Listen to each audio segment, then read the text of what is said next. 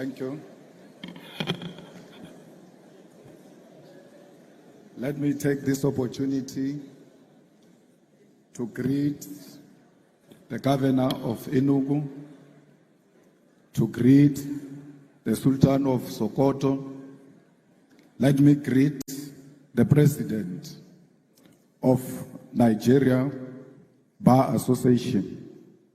We are here because of your capable leadership, and we are happy that we are home here in Nigeria.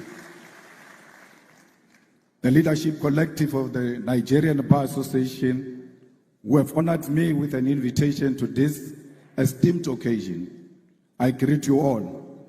I further greet all members of the Nigerian Bar Association who are present here today, representing the legal fraternity of this great country, which remains a friend and ally of South Africa and her people. I'm humbled that you saw it fit to invite me to give an address to annual general conference, and by extension, that you saw it necessary to invite the EFF to give this keynote address. I imagine it was not an easy for a group of members of the law profession to reach consensus on who will address them, because your profession by nature is one of robust debate and contestation. So I understand here today. I stand here today proud because I know I'm a product of a robust debate and agreement by people who find it difficult to agree amongst themselves. Comrades and friends, the link between the legal profession and the cause for liberation cannot be separated. Because just like us, you are instruments of justice. While we wage our battle for freedom in the picket lines, through activism, protest, and participation in governance, it is you, the members of the legal profession, who interpret the laws we make, who practice the justice we seek to achieve, and who fight tirelessly for those who cannot defend themselves in the courts of law. It is a profession characterized by sacrifice, intellect, and a commitment to interpretation of the past in order to achieve justice, fairness, and victory in the present and future. For the activists, we have a history and dialectical materialism to guide us into leading society towards a better tomorrow. And for the legal profession, you have indigenous law, common law, case law, the Constitution and statutes, an objective reality to achieve not only personal victory, but to establish collectively laws that will govern others for decades to come. Our duty, however, and primary responsibility is not to maintain laws simply because they exist as they are today. Our duty is not to be instruments of injustice and neocolonialism. It is to be agents of change, and this demands of us to be brave enough to identify unjust laws, speak out, and form part of those that work tirelessly for our judiciary to be of service to our people.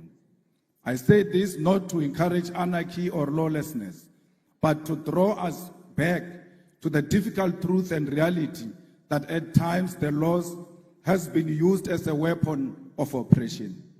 It has taken lawyers and activists to walk side by side, hand in hand, to stand up against laws that perpetuate the undermining of the dignity of the people. And we must all be alive to this history and this possibility today. This becomes even more important for us as Africans because for centuries, our very existence has been unlawful in the eyes of the oppressor. Our indigenous laws have been treated as inferior to Roman Dutch law or English law. To be an African has meant that for generations, we are not worthy of the laws and the rights that make us human beings. And for that reason, it was legal to abuse us, to enslave us, to steal our mineral wealth and oil, and to destroy and kill our heritage, history, and even our lives. the legal profession you belong to, the political system we belong to, the judiciary and parliaments were created without us in mind. They were crafted at our exclusion and built to sustain our suffering. We now sit in the corridors which were built to break the back and the soul of African people. The demand then from those who died at the hands of this institution that we now serve is that we transform them so that they become instruments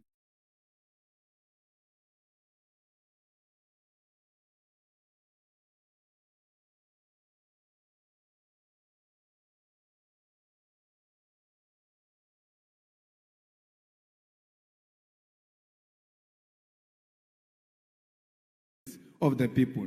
The demand then from those who died at the hands of this institute to maintain the status quo, but we are here to make our profession serve the African child.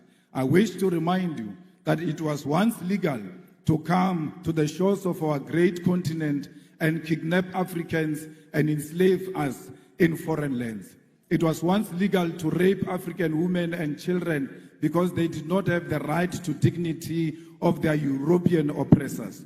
It was once legal to take our land and our minerals because, according to the law of the white man, we were not civilized enough to control our own land and our own wealth.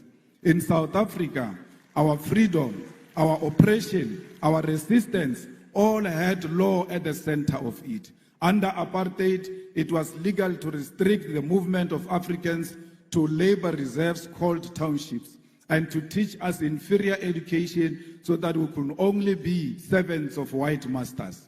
All of those problems were legal, and it took brave men and women to say that if the oppression of Africans is lawful, then such a law is unjust and must be opposed. Today, as our continent is troubled by corruption, leaders who utilize state machinery to sustain their rule at the expense of the poor and the African lives in abject poverty. A question we all ought to ask ourselves is whether the time for the legal profession and the activists to once again stand up for what is right. We must all ask ourselves whether the time has not once again arrived for liberation to be achieved against the sale of our nation to recolonization, and whether this fight must not begin by reimagining our laws for the better. We must therefore reach into this deep history of resistance and solidarity which is shared by our two nations in order to achieve the goal of restoring the humanity of Africa and her people. My brothers and sisters, the humanity of Africa is at the center of what the EFF stands for.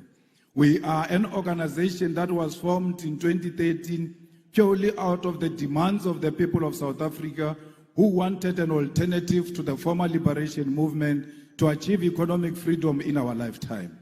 We are an organization which is born out of the blood of slain mine workers in an area known as Marikana, where 34 miners were shot down execution style, and the 13th anniversary of their execution was this month on the 16th of August 2025. Yet the families have not seen any justice. No one has answered for this grave injustice.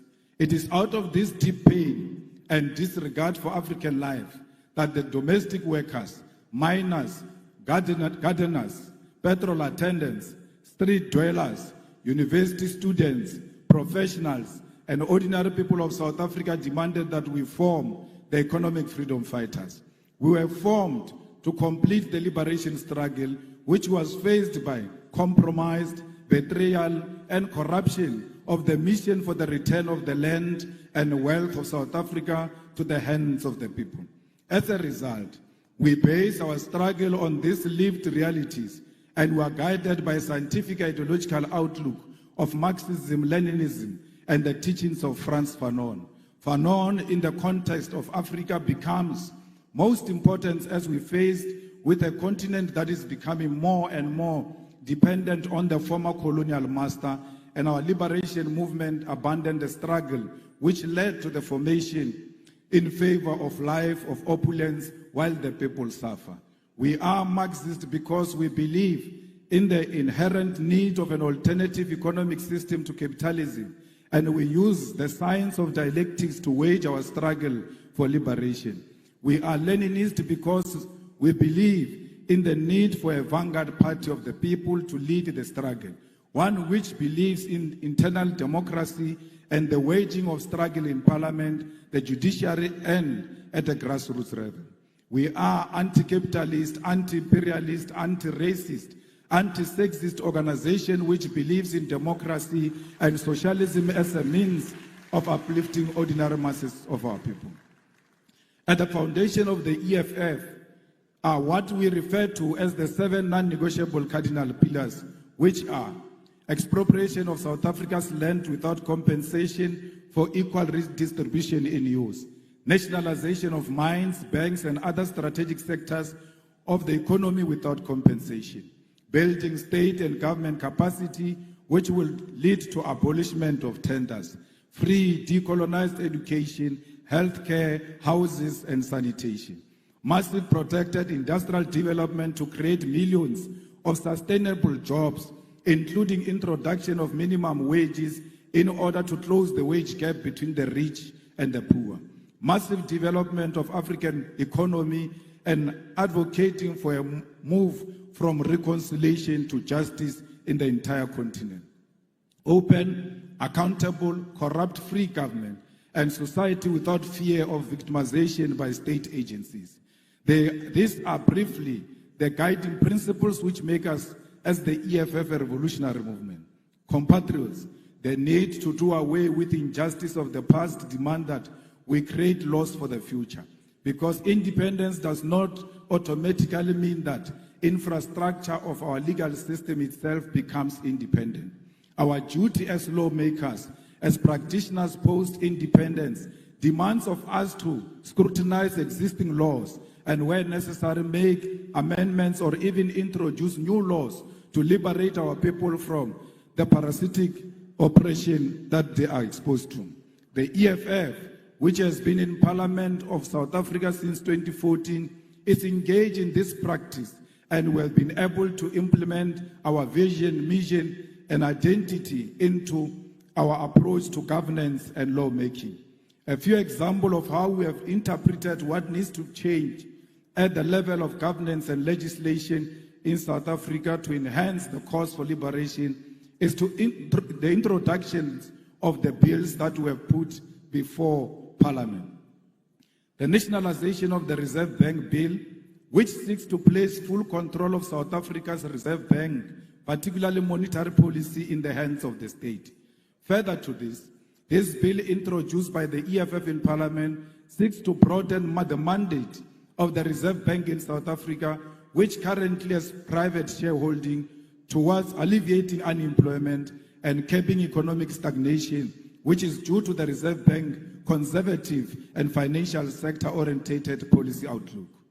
The Public Finance Management Amendment Bill will in South Africa deal with a problem facing the whole continent, and that is the unregulated borrowing of the money by our government from the World Bank and the International Monetary Fund.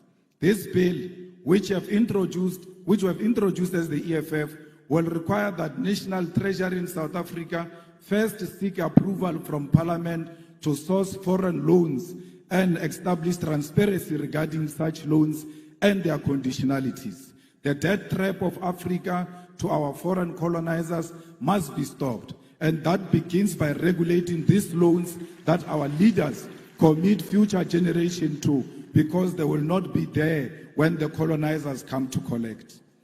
The Student Debt Cancellation Bill is a piece of legislation introduced by the EFF to ease the debt burden of young students who cannot access their qualification, seek employment using their qualification, or pursue postgraduate studies because their qualifications are withheld due to debt. Student debt is an obstacle to the youth who have no source of income because they cannot access their degrees and equally cannot generate a source of income because they cannot prove that they are qualified due to their qualification being withheld. The need to unlock this qualification possesses a major opportunity to grow our expertise in our country and promote education to be at the center of our developmental objective. Insourcing Bill seeks to do away with the exploitation of labor brokers and consultancy firms which are draining the public finance of government in South Africa. In our country, the most basic of service which ought to be conducted through internal capacity are done on contractual basis and at inflated prices. The policy of outsourcing is at the center of corruption as politicians establish companies to provide services such as cleaning, security services, accounting services, maintenance services, and many more to government at a ridiculous rate. How can you issue a tender to buy toilet paper? How come Director General doesn't know where the toilet papers are being sold and go and buy the toilet papers himself instead of issuing out a tender that is unnecessary? There are certain things that can be done by the government without involving the outside players. We don't want alcohol advertised in South Africa because they advertise alcohol through the means that is not a true reflection of alcohol. Why are you not advertising alcohol with drunkards and show people what alcohol will do to them? It cannot be that alcohol is advertised only with beautiful people at the beach. It must be a true reflection of what this will do to you. We have done the same before by banning the advertisement of cigarette in South Africa, and what is to follow is alcohol. The EFF is also engaged in many other programs that seeks to empower our own communities and make sure that there is local procurement. Why should a prison in Enugu should go and buy vegetables in Lagos? They must buy where they are to promote local economy and to promote their own economic growth. We cannot allow a situation where people who do not come from where we come from are actually not benefiting from what their government can provide. Compatriots, I must reiterate once again that it is a deep honor to stand before you today in Nigeria, in Enugu State, a country that holds a special place in the hearts of all South Africans who understand history, who value solidarity, who appreciate the sacrifice made by others in the cause of our freedom. Nigeria is not just another African country to us. It is a comrade nation, one that stood firmly by our side during our darkest hour. When South Africa was shackled by apartheid, when our people were murdered, imprisoned, and denied basic humanity, Nigeria rose as a giant for justice, placing South Africa squarely at the center of its foreign policy. Former President Murtala Mohammed famously declared that Africa had come of age, that the continent will no longer tolerate interference from outside powers, and this still rings true today. Nigeria set up the Southern African Relief Fund, mobilizing its citizens to contribute to the liberation struggle. Even as it faced its own challenges at home, these initiatives raised millions of dollars to support the liberation of South Africa. People paid directly from their salaries to contribute to the liberation of the people of South Africa. Nigerian students sacrificed a portion of their income through the Mandela Tax, which supported an educational training program for black South Africans, and successive Nigerian governments never stopped in their material and moral support for South Africa's liberation. In fact, Nigerian government boycotted the 1976 Olympic Games and the 1979 Commonwealth Games in protest and in opposition to apartheid government. We cannot forget all those who stood by us during difficult times. Nor can we forget that when Nelson Mandela was released from prison in 1990, one of his earliest international visits was to Lagos and Abuja to personally thank the Nigerian people. This gesture, a foundation of a bond sealed in blood and sacrifice. However, this history must not remain in the past. This bond between South Africa and Nigeria must be carried forward into the present, not just in political sentiment, but in concrete economic collaboration. Both our nations stand as giants of the continent. South Africa, with its industrial base, mining capacity, and advanced financial system. Nigeria, with its vast population, vibrant entrepreneurial spirit, oil and gas resources, and cultural dynamism that has captured the imagination of the world. Together, we hold the keys to Africa's industrialization and economic independence. Consider what lies beneath our soils. Nigeria is blessed with abundant oil, natural gas, and growing agricultural sector. South Africa holds some of the richest deposits of platinum, gold, manganese, and coal in the world. Combined, we possess the minerals that power modern technology, the energy resources that fuel global industry, and the human capital to build a self-sufficient continent. Yet, both our nation remains trapped in neo-colonial arrangements where our raw materials are extracted cheaply and exported to Europe, America, and Asia, only to be sold back to us at crazy prices as finished goods. This is a cycle of dependency we must break. The path forward is clear. Nigeria and South Africa must industrialize together, build factories together, and process our resources on African soil. Imagine a joint program where South African mining expertise is combined with Nigerian oil wealth to create African-owned energy and resources conglomerate, one that refines, processes, and manufactures for Africa and the world. Imagine agricultural cooperation where Nigeria fertile lands provide food security for the continent, supported by South African machinery, logistics, and technology. Imagine a collaborative investment in renewable energy, where South Africa's solar potential and Nigeria gas reserves are harnessed to build an integrated African power grid. Already, we have glimpses of what is possible. South African companies such as MTN, Spar, ShopRite, and MultiChoice have made significant inroads in Nigeria, creating jobs and bringing services. Nigerian businesses, investors, and cultural industries have equally expanded to South Africa. Nigerian music, filmmakers, writers influence South African culture, just as South African universities and industries provide platforms for Nigerian talent. But this cooperation has been uneven and at times marked by suspicion and the painful experience of xenophobia. Let me be unequivocal here. Xenophobia is a betrayal of African unity. It is a sickness born of poverty, inequality, and government failure. But its victims are our African brothers and sisters. Nigerians, Zimbabweans, Congolese, and Somalis are not the cause of the South Africa's unemployment crisis. The cause lies in the untransformed economy of South Africa, which remains in the hands of white minority and multinational corporations who continue to exploit labor while refusing to industrialize. Attacking fellow Africans diverts anger from the real enemy, and we must educate our people that unity, not division, is the solution to the African crisis.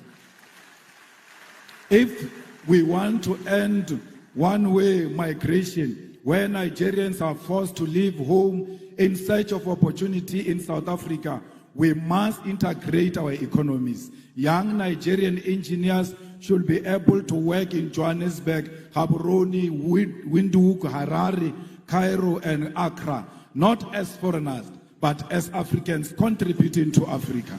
South African entrepreneurs should be able to set up in Lagos without suspicion, but with support as partner in the shared future. We must harmonize trade policies, align visa regimes, and build continental infrastructure that connects our people. We actually do not need a visa. We don't need a visa between South Africa and Nigeria. In the same way, we don't need a visa for our people to travel in their own continent. We are one. Both South Africa and Nigeria know the pain of colonialism. Both have faced internal divisions. Both have endured the pressures of global imperialism that seeks to divide and exploit and control us. Both know that the only path forward is Pan-African solidarity. We must reject the illusion that our salvation will come from Washington, London, Brussels, or Beijing. Our salvation lies here in Lagos and Johannesburg, in Abuja and Pretoria, in the hands of Africans who refuse to be divided. Together, Nigeria and South Africa can lead African continent free trade area not as a paper agreement, but as a living reality that changes the lives of ordinary people. Together, we can demand fair trade, protect our industries, and invest in education, technology, innovation. Together, we can prove that Africa is not a begging bowl, but a continent of giants. We must prove to the whole world that we are not xenophobic, we love one another. Black people are not loved in Africa and are not loved outside Africa. We have a duty to love ourselves and show the whole world on how it must treat us. We cannot treat each other badly and expect other people to treat us much better. How you treat your own brother and your own sister, it's how you teach others outside how they must treat you.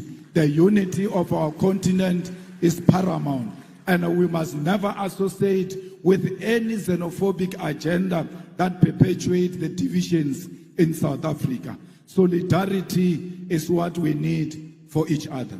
My comrades, as I close, I want to state that as Africans, our fight has never been confined to the borders. From the very beginning, the struggle of South Africa against apartheid, we knew that suffering of one oppressed people anywhere in the world is the suffering of all oppressed people everywhere. It was in that spirit that South Africa, during its liberation struggle, was embraced by Nigeria and other African nations, who declared that apartheid was not simply a South African problem, but an African and global crime. It is in that same spirit that today we say our liberation as Africans will remain incomplete if we turn a blind eye to the struggles of those who continue to suffer under occupation, colonialism, imperialism, and economic exploitation. It is this tradition of solidarity that compels us today to speak clearly on the struggle of other oppressed people. The EFF continues to stand firmly with Western Sahara, Palestine, Cuba, Haiti, the Democratic Republic of Congo as a commitment to international law and justice.